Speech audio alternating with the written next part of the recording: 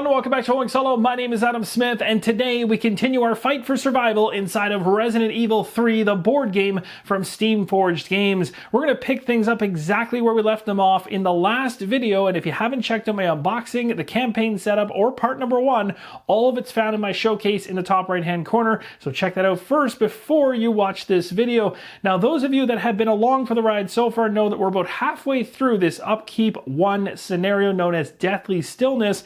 2 characters involved. We have Mick and Jill, both recently found item B cards. We got a toolbox for Mick and we got the boutique key for Jill.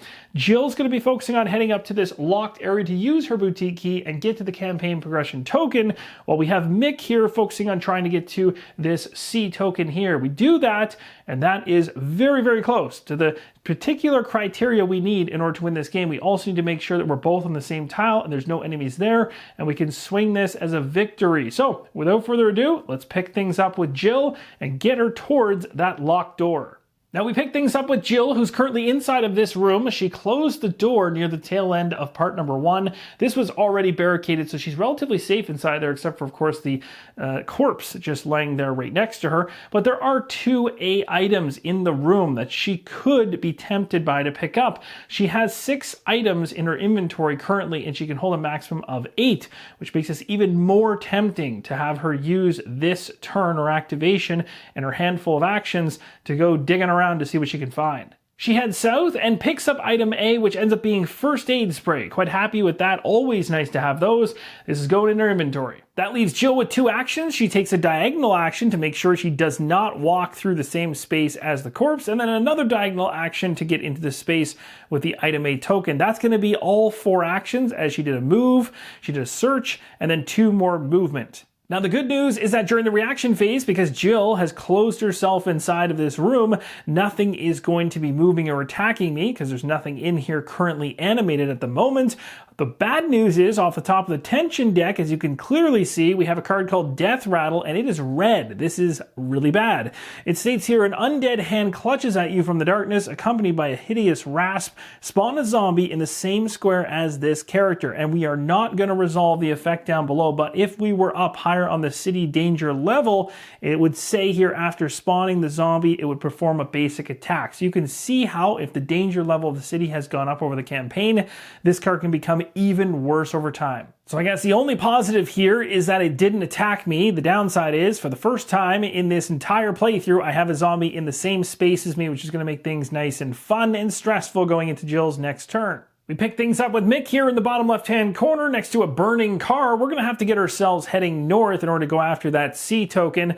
It's going to have us head towards likely this barricade right here. We can actually move there with 3 movement and then remove the barricade, making it an archway. And then at that point, we'll stop because we won't, of course, have any more actions to spend. And we don't have to resolve the encounter of yellow, that encounter roll, because we haven't stepped onto the tile. We've simply opened the archway. But at the beginning of the next turn for Mick, then we will have to if we step into the tile, which we certainly will be doing. So it works out quite nicely. Let's just get there, get that archway open, and we'll continue on. So Mick moves, takes down the barricade, ends his action phase after spending 4 actions. In the reaction phase, the zombie here moves down the hallway 1 space as it is connected to our active character's tile. And now we're going to head into a tension card. The tension deck reveals all clear. That's a good sign. It says you are alone, but for your footsteps, doubtless enemies lurk nearby, but they are yet to find you. I will say, though, to be completely honest, throughout this play on camera, it's been pretty cool because a lot of the narrative coming off the cards has actually fit the situations perfectly. It's been pretty cool. So we're back to Jill's turn and the zombie that just popped up in her space that we need to deal with. Let's take a look at her inventory cards. She's got a handgun and a knife. It might be time to use the knife. Now, I know with Jill, I'm planning to attack here, but I also want to talk about different options because it's not just always coming down to having to attack in these situations.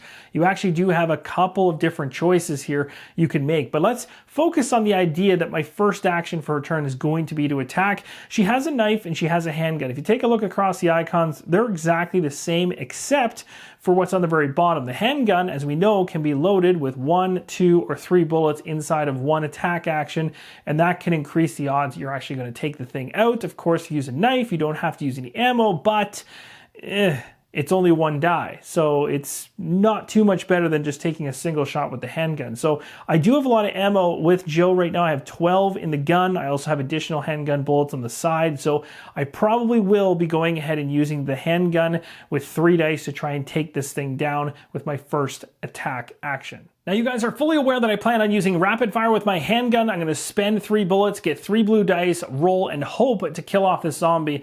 But I need to talk about the fact that for the very first time, as I mentioned earlier, we are attacking something in our space that is an enemy. And that is handled differently. There's an increased level of danger and risk inside of this. And so you want to choose what you want to do wisely depending on your strategy. So basically, if you want to attack something inside your square, whether it be with a knife or a gun or whatever weapon you have, there is a risk that if you are not successful on the attack, then the enemy gets an automatic attack, a basic attack against you that you cannot defend against, so that's pretty nasty. And then on top of it, afterwards, there's a partial benefit for you. You can push the enemy away. So by pushing the enemy away, of course, that creates separation and that can actually free you up. Very similar to the video game. So that is one option. The one option is to just straight up attack it and not care that it's in your space and take the risk that comes with that if you happen to not be successful in your attack. The opposite option that you have on the other side of the coin is to do a non-attack action. In other words, some other action that isn't an attack. So you could move, you could trade, you could search. If you choose to do this, you just announce which action it's going to be. Then you take a basic attack coming from the enemy. However, before the actual attack is done, you're going to go ahead and make an evade roll to see if you're able to evade that basic attack from that enemy. If you're successful in this, you just continue on with the action you want to do. So let's say, for instance, I wanted to run away from this zombie. If I evade it, golden. If I do not, then not only do I take the attack, and remember you can still push the enemy away afterwards, but I also lose the action, of course, that I wanted to do. So if I said I wanted to move and I fail the evade, I take damage and I've lost an action. Now that you know some options that you have around enemies in your space, let's go ahead with an attack action because I'm going to try, seeing as I have ammo inside my gun, I'm going to spend 3, which dropped me from 12 to 9. We get 3 blue dice and we're looking for a successful hit here. I'm hoping to get at least a push, but best case scenario, damage that will actually kill this thing. Let's see how we do. Oh, we didn't, but we got the push. So we do have a successful attack in terms of what the game is looking for to avoid us taking damage. So that's good. We can push this thing. One of the 3 bullets were able to hit the zombie, knocking it backwards. And at this point, I'm going to take a second action to attack again, this time with less risk because it's not in my space. We're going to go ahead and burn 3 ammo, which I've done, drop from 9 down to 6. Let's roll some dice and see whether we can actually kill this thing. We don't, but man, do we ever push it. The bullets hit the zombie everywhere, but in the head, just making it stumble backwards into the corner, which really doesn't do much because this tile is pretty tight and it will be able to get back on top of me quite quickly, but it has created enough separation I feel relatively safe. I've got 2 more actions to spend. I'll spend 1 picking up item A, and then I'm going to head to the west 1 space. Jill ended up finding a green herb. That is going to max out her inventory. She's currently got 8 items. I was thinking about moving 1 space over, but seeing as that's not all that productive, we might as well go ahead and just take another shot at that zombie and see if we can pull it off. I'm going to go for another rapid fire. This is ridiculous how many bullets I'm burning, but you can see that it's kind of a struggle sometimes to get a hit. So here we go. Let's see if we can pull it off this time. No, we still can't do it. The reaction phase is going to kick off and the zombie, of course, is going to move towards us. What did I tell you? This game's going to start ramping up, but we got ourselves an orange tension card here. It says, propelled by some unnatural vigor, your foes lurch forward at alarming pace, snarling as they bay for blood. During the next player's turn, all enemies move 1 extra space. So what that's saying is, anytime a move reaction is going to occur during the next character's turn, the enemies are going to be moving that much faster. And you can see if we were higher up on the city danger level, it would actually remain in play for 1 round, meaning it would not only affect Mick, it would then affect Jill. Now, as I just mentioned an evade roll moments ago, I want to talk about a reposition skill that Jill has. It says if Jill rolls that icon when performing an attack, after the attack is resolved, she may be placed in an adjacent square. Now, I haven't always made use of this yet because I haven't really had to, but I'm going to start looking for it when I make attacks because repositioning her could save me a lot of precious time. And it's also worth clarifying with Jill's ability. Of course, she's making an attack, let's say with rapid fire using multiple blue dice, and she gets the same arrow icon multiple times. She doesn't get to stack that reposition. The best she can get out of a single attack, seeing that icon, is just one adjacent reposition. Mick begins his turn moving through the archway onto a new tile. We remove the yellow encounter token, roll on the yellow encounter table with the encounter die, hoping for a high result, and we got ourselves a 5. Not bad. So we have a corpse appearing at the icon, the white one right here. You'll also note there is one right here where I walked in. It's worth mentioning in the rulebook, it states when you're spawning in things, whether it be zombies or corpses, you're not going to place it in the same square as the character unless it's the only option present. So in this situation, definitely going over there. And in those situations, there will usually only be one of these icons available. And if you're unlucky enough to be standing on it, well then, that's where it's going. I'm going to go ahead and risk it. I'm going to move myself 2 more spaces. Of course, that's going to be 1 move action and another move action, ending my movement inside the same space as a corpse, which means I need to roll the encounter die. For now, I've ignored the item in the top left-hand corner as I'm really gunning just to try to get into the room as quick as possible before things escalate and get out of control. Let's find out what's happening behind me with the corpse. Oh, nothing. Okay, we got lucky there. So nothing is happening. The corpse is still on the ground. We still have 1 more action, so I'll just move 1 more space. Not bad at all. So Mick's turn is now done. The tension phase is going to go, and because we're doing a move here, enemies are going to be doing additional movement right now. So this individual is coming right through the archway. Thankfully, that's all that's happening. We also got an all clear. The firelight dances, and briefly, you can stare and forget the unrelenting terror of the City of Ruin. We start off Jill's turn right now. We only have 3 bullets left in the gun loaded. I don't like that because if I take a shot at this thing in the middle of the room and I miss, it's going to come into my square, and then of course it's going to make me near impossible to reload because, well, that's going to be a non-attack action, which makes me have to evade and hope that things pan out. I don't want to try and get hurt by all this fun, so I'm going to go ahead and use my handgun bullets right now. I'm going to be using this and burning it in order to increase my ammo. We're going to be going up from 3 all the way to 11. And for my second action, I'm going to spend 3 of the 11 down to 8 in order to make a rapid fire attack against this zombie. I've been hitting the walls, I've been hitting the zombie, but just not in the places that matter. So here's hoping it happens this time. Oh, still can't land a hit. At least it's a successful attack, but I cannot for the life of me kill this thing. I think that's as much time as I need to waste on that individual. We're going to use the last 2 actions I have to head towards the door. So Jill runs towards the door. The zombie now in the reaction phase moves towards Jill and only gets 1 movement as per normal. Does not get the benefit of that tension card from before with the additional move, as that only was effective during Mick's turn. And it would have been effective for longer had the city danger level been higher, but thankfully it is not. And lucky for Jill, no more surprises. We get an all clear. It says you are alone, but your footsteps, doubtless enemies lurk nearby, but they are yet to find you. It's now Mick's turn. He knows exactly what he's doing. He's going to crack the door and step inside. His room already has 2 corpses inside. We're rolling a yellow die on the encounter table to find out what's happening next. We got ourselves a 2. That is probably not good. A 2 on the yellow encounter table had us place a zombie in play, but also, even more strangely, we have a yellow encounter token in the room, meaning that the next time somebody enters the room, we're rolling again on the yellow encounter table. So more fun coming if we happen to step out of this room and then back into it, or a new character comes into it for the first time. So yeah. I've got 2 actions left. I'm going to use 1 action in order to spend 3 from my handgun, dropping me from 7 down to 4 to shoot the zombie in this room. Here's hoping I can kill this thing on the very first attempt. I really hope so. No, but I can push it. So I pushed the zombie in the same room. I've also made an out-of-sequence reaction for the one because it's connected through archways and open doors. And yikes, this is getting a little bit intense.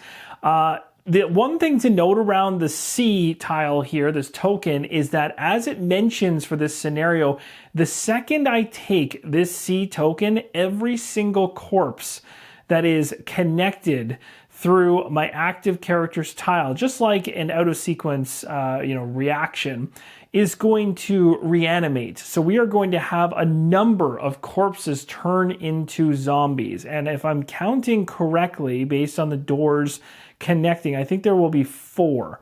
There will be 3 within extreme proximity to Mick, which is really bad. And then there's, on top of the 1 zombie that's already in there, plus the other one that's coming in, there'll be 5 in his area. Like, he is going to be in big trouble. And then on the opposite side of the equation, out of the area way further down right, there's one way back at the very beginning where Mick started. So long story short, he is going to need some serious backup really quickly. And the only way I could do that is to have Jill come back through this way. I'm really not sure how the strategy is going to work out here. I've got a pretty tough decision to make here. There's a number of things I could potentially do. I could try to draw the zombie towards me, try to evade, do something different than an attack in the future, run to C, activate it, have things reanimate, try to fight my way through or evade my way through. I could try to shoot the zombie that's in this area right now that's currently kind of up and ready to react to me in the reaction phase literally after this next action, which is probably the route I'm going to go. But the downside is Mick only has 4 ammo left. So if I do this, I'm really running low on ammunition, and maybe I have to get into kind of evade mode more so than attack mode, which is maybe what I'll do. So we'll go ahead and make one more attack, one more shot here to hopefully clear this zombie. My plan here is on the next turn to hopefully be able to run over here, pick up C, have everything reanimate, and then get out of this room, and on a future turn close the door and keep the ones that reanimated in the room. But I really think I need to deal with the one that's right here, or it's going to get on top of me in the reaction phase coming right up, and it's going to slow me down. So this is a very important roll. So here's hoping this works out for me. Come on. Based on all the rolls I've just gotten in the last whole video, the one we're currently doing right now, it hasn't been good. So come on, luck, change and go. Be good for me. Come on, come on. Yes, finally, finally. Okay, it is gone. All right, so we go into the reaction phase. The only one that's going to be moving is the one out here on the street, and now we grab ourselves a tension card. No, we got ourselves a card called Tremor, only a small tremor, but why did it happen? The next character may only perform 3 actions during their next action phase. Wow, I'm really glad that is not going to affect Mick.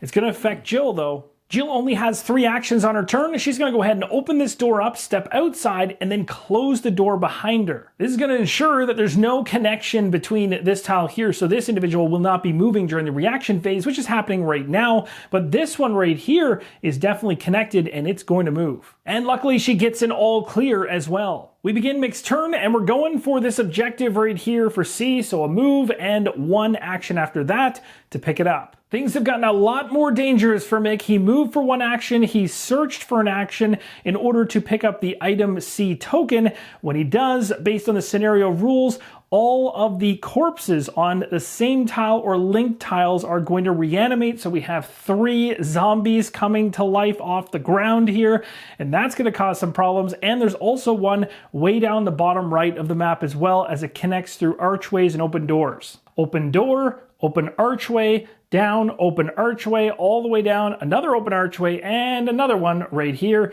leading into that room. There was a corpse there, so that is now a zombie. Now we're all set, but wow, does Mick have a lot of work to do. Mick is going to use his last 2 actions to get out of that room and as far away from those zombies that have just reanimated in front of him, although he's got a hallway full of fun coming up. He doesn't have enough actions to be able to close the door behind him, which is really unfortunate because at this point during the reaction phase, we have a lot of movement going on. Mick has gotten himself into quite the situation here, and he only has a single bullet going into his next turn and a knife.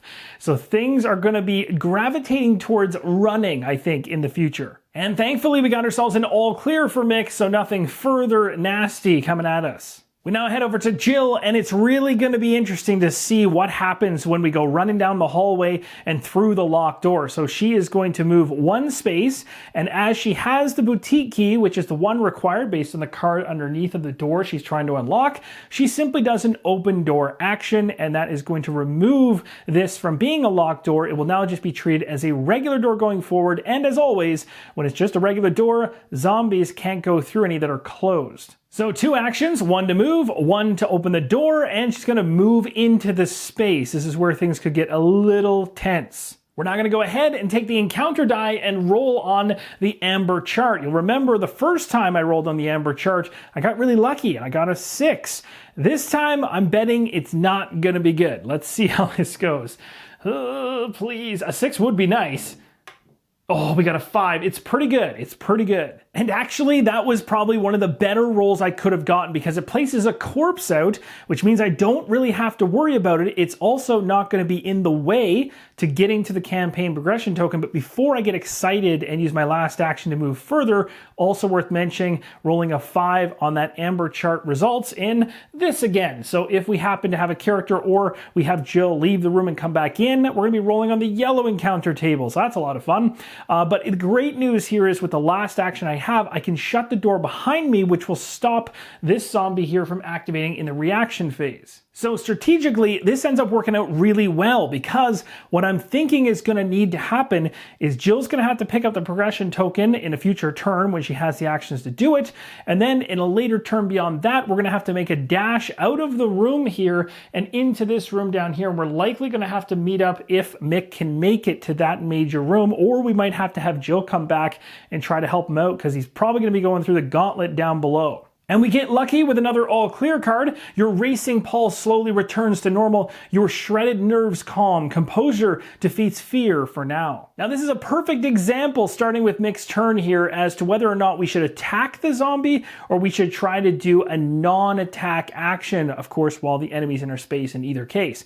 So we have the choice here. If we make some other action beyond attacking, it's actually better for us because we get the ability to try and evade the basic attack coming at us. So if I choose to move, for instance, I can't complete the move just yet. I have to make an evade roll, and based on Mick's character card, you'll see up there in the top left, there is a 1. That means I can roll 1 blue die. I've got a 50-50 shot as there are 3 different arrows on the die and the other sides are no good. I need to land at least 1 of those in order to evade. If some characters like Jill, for instance, roll 2, so they're a little bit more nimble, able to get away a little easier.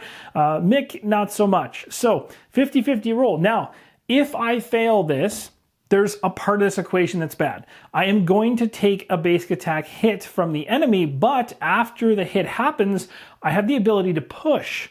Now, pushing to an adjacent square is very useful right now because if I even take a hit, I could shove the zombie into the room with the other 2, and you're allowed to have that many small characters in one square, and then I could use an action to shut the door, which would trap all 3 of them inside and leave me with just 1 more zombie to deal with. If I decided not to do this type of strategy and went towards the attacking side of the equation, the problem here is if I miss on my attack, well, you guys have seen it before, those zombies that are not part of the targeted attack are going to start moving towards me and I'm going to get overrun. So again, attacking isn't always the best option. So let's go ahead and see whether we're able to evade this. So I'm performing a move action here. We're going to roll to evade the attack that's coming at me, and we don't do it. So Mick is going to be taking damage. But the good news is we can push after we take the damage, shoving the zombie into the room, and then I'm using another action to close the door. Now I'm going to show you my character health track for Mick, of course, because, well, he's dropped down by 1. Taking a look at Mick's health track, you'll see we're no longer fine. We're now in between fine and caution. Also looking at his abilities, tough doesn't help me because I didn't suffer 2 or more damage, so nothing there. This one says that Mick's only going to suffer damage from fire tokens on a roll of a specific icon. Again, doesn't apply. But again, keep your eyes on the abilities of the characters because they might have some kind of ripple effect. All right, so the first action was to take a move action, and then we evaded, we failed, and we then pushed the zombie into the room, and with the second action, we closed the door, so I have 2 more actions left. I'm going to go ahead actually and make an attack action. I'm going to see whether I get lucky enough with my single bullet on my handgun to take this thing down. The chances are not good. I'm going to tell you that right now. Now, I was thinking about moving, but if I moved once and then I moved again, I'd be in the space with the zombie, and I don't want that because, well, as you know, during the reaction phase, we're going to get bit. So I'd rather try to attempt to hit this thing from distance. The other thing that's worth mentioning too is instead of attacking here, I also would have the opportunity, if I wanted to, maybe after I take the shot and fail, to go ahead and use a green herb if I wanted to actually replenish some health. Now this states that you heal the character or another character in the same or an adjacent square by 1 level. So that could be beneficial, but again, I'm not overly concerned as much anymore because I was able to close the door on the other zombies, which worked out so well. And I'm glad I planned out how much movement I had going in and out of that room to make sure I could actually pull that off, because otherwise things would have gotten really bad. Okay, let's go ahead and make this shot and see whether we get lucky, because that's what's going to happen if I land this. Nope, didn't think so. So the shot misses, and that's going to have the zombie move forward. Also, the zombie that spawned way down in the bottom right, which is not currently in frame, is also moving. I'll just move it. It's not really a big impact whatsoever, but it's basically at an entryway door way down in the bottom right. But I'm not going to bother showing it because it's not that exciting. I am doing it though, just letting you know that, again, it connects all the way down through the hallway corridors. Could eventually become a problem if I keep making noise.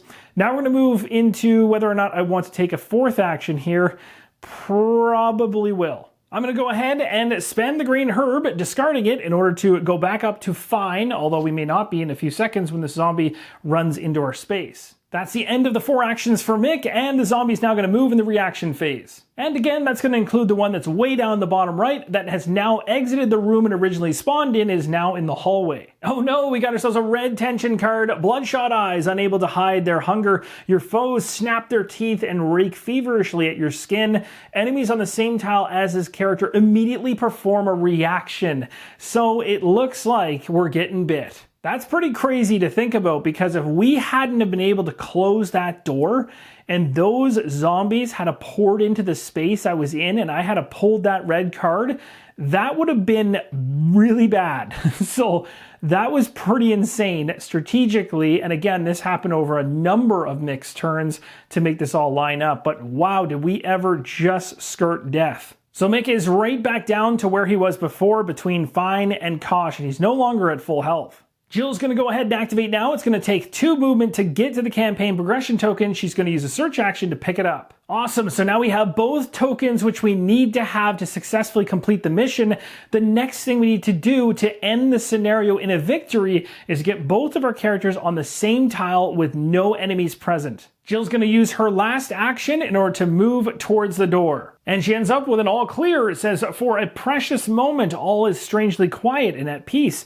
Even the relentless wind calmed. So we're starting Mick's turn. He is definitely going to try to move out of the space with the zombie, so he's going to have to take a basic attack. But first, he gets a chance to try and evade it. He's going to roll the die and hope he gets a better result than last time. And he does. That is a successful evade, so he gets to go ahead and do the action he asked for, which is a move. And this works out really well because I want to try to get him towards the A token as fast as possible so we can pick it up and we can pray and hope there's some ammo in there, because that would be really beneficial as he makes his trek back to the major room to meet up with Jill in the future. So we're going to make 2 movement towards the token and 1 to pick it up. Unfortunately, not ammo. We got ourselves a red herb. Discard when using a green herb to heal 2 additional levels. So a combination usage there, which many of you from the video game that have played it will understand. Reaction phase is going to happen, and of course the zombie's turning around to try and follow Mick, also the one way down off screen, which you guys haven't seen in a long time, which is rummaging through the hallway towards us, is moving another space. And Mick is all clear here. It says, loose cans roll away with the wind, monsters chasing their echoes and leaving you safe passage.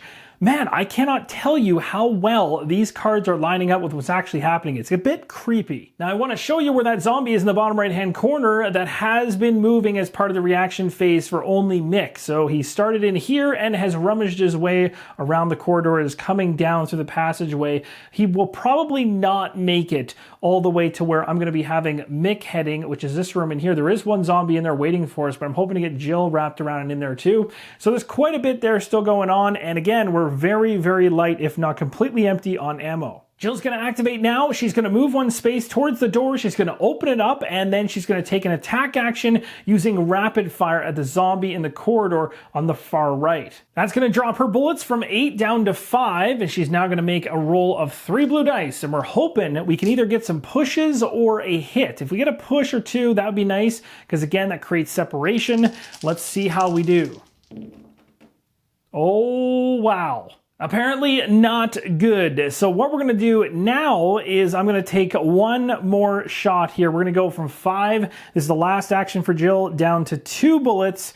And she's rolling 3 blue dice, hoping for a much better result than whatever the heck that last shot was. Here we go. Oh, the dice are not being kind to me. Well, that zombie is right on top of us, and we now go into the reaction phase where it is going to move into the same space as Jill. Now, it is worth mentioning something here. Jill on her card has what's called reposition. When she's making an attack, if she rolls at least one of the arrows, and again, it doesn't compound, she doesn't get to count it as 3 in this kind of a roll, she can reposition to an adjacent square after each attack. However, I have no reason to step back further and kind of waste more time. I don't mind if the zombie gets into my space during or I should say at the end of this reaction phase, because it's not going to hurt me right now, and I'll try to evade it as I get to roll 2 blue dice with Jill and see if I can just run past it next turn. She does end up getting the all clear, so it says the horrors you've seen weigh upon you, but so too do they provide resolve and determination. So there are duplicate all clear cards in here. We've seen this one a couple times now. Now Mick's going to activate, and his turn's going to be very easy. He's going to be spending all of his movement to get to this barricade right here. So he's going to be heading down this way and towards or through the archway. So both Jill and Mick are gunning to meet themselves up in this fiery inferno room here with a zombie inside. And Mick luckily also gets an all clear. It says, fatigue turns your aching limbs to lead, but your will to survive remains strong. You won't give up. Don't worry, I didn't forget about the reaction phase. I did jump ahead a little bit too quickly there, so I did move the zombie. Doesn't have any impact on me whatsoever. It's going to be way behind, and again, the one way down there in the bottom right also moved. All right, Jill, it's time to make a move action. At the beginning of your turn, you get 2 blue dice when you try to evade, and we're looking for an arrow in order to get past this zombie, and we got it. She's got 3 more actions remaining. She's going to step 1 more space to the door, open it up, and then move inside. That's all of Jill's actions. We now have the reaction phase. We had 2 zombies end up moving, one into her space from the room she's in, and then the other one turned around to chase her, and we got an all clear for Jill. Now this is where things get interesting. So Mick is going to go ahead, move to open the door and move into the room. And when I say open the door, I meant break down the barricade, because that is now an archway. And we have a whole bunch of movement happening. This one over here is moving as well as this one here because the door opened up from Jill's turn earlier. Mick does get an all clear, so we're good there. Now, thinking about the strategy of this, I actually, in hindsight, probably should have left Mick in this tile right here, this hallway area, because it can be any tile I want that the 2 characters sit in without zombies, so that would have worked. Now, Jill, I think I'm going to try and have her move, so she's going to take a basic attack, but she gets to try and evade first to avoid that basic attack, so let's go ahead and see if that pans out. She's rolling 2 blue dice. Let's see if she does it, and she doesn't. And actually, this works out pretty good because she failed the evade roll. She takes a damage. When she takes a damage, she's able to push. She's going to shove that zombie right out the door. That actually wasn't what I was gunning for. We're going to plan to head south to this tile here, but based on how badly she avoided that attack, it works out in her favor. So the first action is now complete. Second one was to close the door, as you'll note, to make sure those zombies aren't coming back in. Now, the only thing around this, and I'm not 100% certain off the top of my head, is whether or not the corpse that's in the room counts as an enemy and would stop us from winning right now, because either no zombies have to be present or it says no enemies. Now, I'm going to assume that corpses are still an enemy, so I'm going to play it that we're going to try to get down to this tile here to make sure it's a clean victory. So I've got 3 more actions. We'll take Jill and run straight through to the opening, and of course we're going to go ahead and do a bunch of reactions. The only one that ends up moving is this one right here and the one down the bottom right. We pull a card, we got ourselves an all clear, so we're good there. We go over to Mick's turn, pretty easy. We just have Mick go out the door with Jill, just like so, and just like that, we're done. We just have to have them on the same tile and have both those tokens. That is how you beat Uptown. And that, my friends, is going to wrap up the Uptown 1 scenario, which we've now successfully completed based on the criteria in the book, called Deathly Stillness. Hopefully this gives you a great idea as to how gameplay in this game evolves, and also worth mentioning, there are a number of things that are going to change in terms of the flow of the game. Not necessarily the core flow, but certain elements are going to change and morph as you go through the campaign. For instance, if we had have gone through all of the tension deck, it would simply get reshuffled back and you go through it again. There will be rules around how that's handled differently when you go further into the campaign. There's, of course, the unlocking of the next progression into Uptown and a number of other things in terms of carrying over items into the campaign, going into the next one, in terms of the next scenario. There's a lot here that is a lot of fun, and the structure of this one, you'll get lost in it. It is a fun time to be had trying to survive against this, and these initial scenarios are just initial scenarios. You can still get yourself into quite a bind if you make some poor decisions, and I almost had a poor decision occur with Mick there when we had all those zombies show up, but we were just able to get out of there before things got too crazy. That's going to do it for the showcase. However, we might revisit Resident Evil 3, the board game, in the future. I love doing that with games that I've showcased. I'll sometimes come back to them and pick up exactly where I left it off in the campaign and continue onwards. So I'll be sure to save this game state, and we'll move into a future play down the line, which should be a lot of fun to revisit. Thank you guys so much for watching. Really hope you enjoyed it from start to finish. And as always, keep on rolling solo.